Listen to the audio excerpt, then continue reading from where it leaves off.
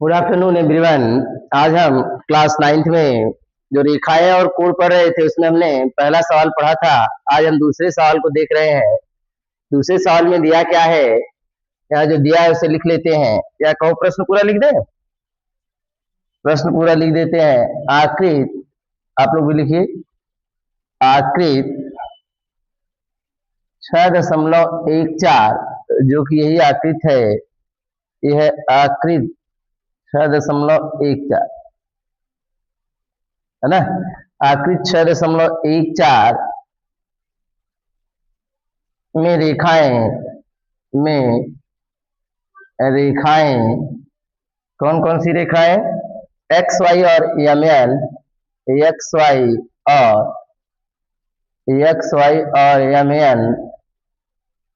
Y और M N बिंदु ओ पर प्रतिच्छेद करती हैं, बिंदु ओ पर प्रतिच्छेद करती है। बिंदु ओ पर क्या करती है, प्रतिच्छेद करती है। बिंदु ओ पर प्रतिच्छेद करती है। यदि कोण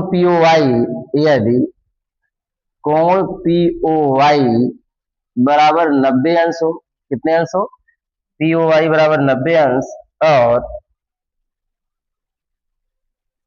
A अनुपाते B बराबर 2:3 हो, 2:3 है तो C का मान ज्ञात कीजिए। किसका मान, C का मान ज्ञात कीजिए। किसका मान ज्ञात करना है, C का मान। वैसे तो C आएगा ही आएगा, लेकिन उसके साथ साथ A और B भी आ जाएंगे ना। C का मान ज्ञात कीजिए। तो देखिए प्रश्न दिया है कि आकृत 6.14 में रेखाएं एक्स वाई यह रेखा और एम एन ये रेखा, ये एक्स वाई एक रेखा, एक एम एन रेखा, यह एक दूसरे को किस पर प्रतिच्छेद कर रही हैं, ओ पर। किस पर प्रतिच्छेद कर रही हैं, ओ पर। और यदि POY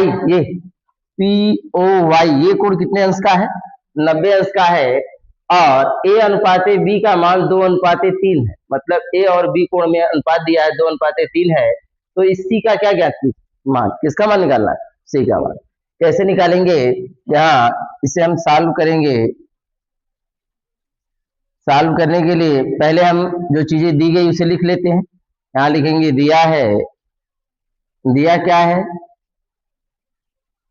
रेखा एक्स वाई और एम एन बिंदु ओ पर प्रतिच्छेद करती है। ओ पर क्या करती है, प्रतिच्छेद करती हैं, तथा कोण POY बराबर 90 और A अनुपाते B बराबर 2:3, इतना ये दिया है। रेखा एक्स वाई एम एन ऊपर प्रतिच्छेद करती है, POY 90 अंश का है और A अनुपाते B का मान कितना है, 2:3। ज्ञात क्या करना है, ज्ञात करना है हमको क्या, C का मान। किसका मान निकालना है, C का मान। प्रमाण लिखेंगे और इसे हम सॉल्व करेंगे। एक चीज जानिएगा, जब भी अनुपात वाला प्रश्न, अभी लिखो मत, कहाँ लिख रहे हो, तभी समझ नहीं आता है। जब भी अनुपात वाला प्रश्न दिया जाए तो एक उभयनिष्ठ संख्या मानेंगे। कौन सी संख्या मानेंगे, उभयनिष्ठ। उभयनिष्ठ का मतलब होता है ऐसी संख्या जो दोनों में हो, कॉमन हो। जैसे यहाँ A और B का अनुपात दिया है, किसका अनुपात दिया है, A और B का। तो A और B के अलावा जैसे अक्षर A और B और C bar, A B C के अलावा कौन ऐसे अक्षर मानिया है जवन एवं रहा है और कौन रहा है, वियम, वही उभयनिष्ठ। यहाँ लिखवा है, पहले जो अनुपात दिया उसे लिख लो। A अनुपाते B बराबर क्या दिया है, 2:3। ये आपकी किताब में दिया है, दिया है कि नहीं दिया है, दिया है। अब यहाँ अनुपात में यहाँ मानेंगे, माना उभयनिष्ठ संख्या। कौन सी संख्या, उभयनिष्ठ संख्या क्या मान लें, इसमें एम नहीं है ना, एम भी है, एक्स भी है, वाई भी है, जेड भी है, क्या मान लें, उभयनिष्ठ संख्या जेड है। क्या है, जेड है। मतलब जो जो अक्षर इसमें है उसको छोड़कर मानेंगे, नहीं कंफ्यूजन हो जाएगी ना। इसमें जैसे एक्स है, वाई है, एम है, एन है, पी है, ओ है, इसके अलावा कोई भी अक्षर मानो ना। तो यहाँ पे हाँ जेड हमने मान लिया। अब यहाँ लिखेंगे ए बराबर, ए का अनुपात कौन है? 2 है। बी का अनुपात कितना है? 3 है। तो ए 2 है तो यहाँ लिखोगे 2 और इसी के साथ इसको लिखोगे 2z। क्या लिखोगे? 2z। और बी का मान लिखोगे, बी का अनुपात कितना है?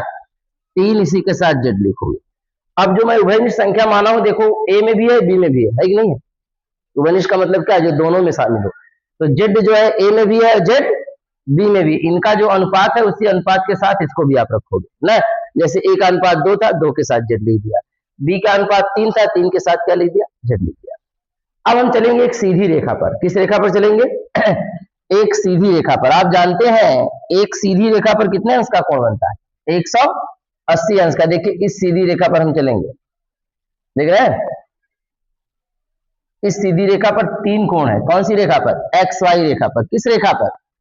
एक्स वाई रेखा पर चल रहे हैं। एक्स वाई रेखा पर 3 कोण है, बी है, ए है और कौन है? 90 है। बी है, ए है और कौन है?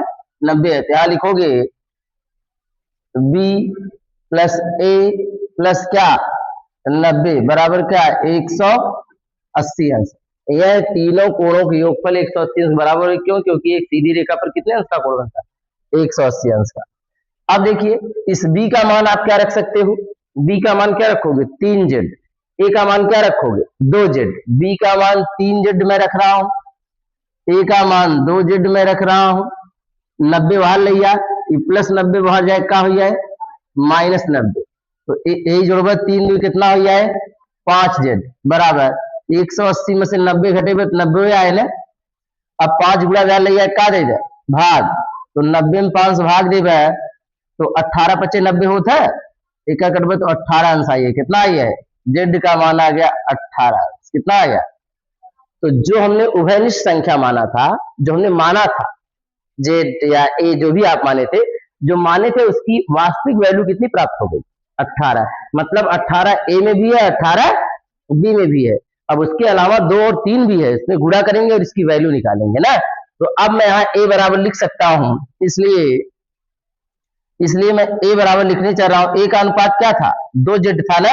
तो 2 गुणे z का मान कितना आया? 18। तो 18 गुना कितना हो जाएगा? 36 अंश। ये 36 अंश आ जाएगा किसका मान? ए का मान। किसका मान आ गया? ए का मान। और बी वाला अनुपात कितना है?